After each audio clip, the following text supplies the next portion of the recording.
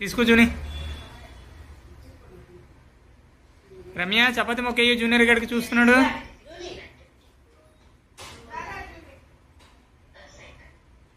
వెళ్ళు తిను. మళ్ళీ మార్నింగ్ గ్రౌండ్కి వెళ్ళాలి. మళ్ళీ 1 అవరే. తింజుని ఏమీ తిండు. తినుజుని. జూనియర్ ఎక్సర్సైజ్ చేస్తున్నాడు ఇప్పుడు అరగాలని. జూని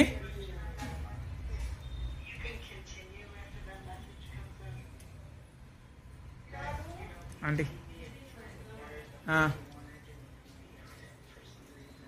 జూని తిన్నది.